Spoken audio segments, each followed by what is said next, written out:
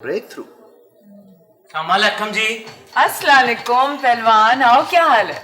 ठीक है जी। ये रेहान साहब से तो मिल चुके हो तुम? मिल चुका हूँ जी इनसे मैं।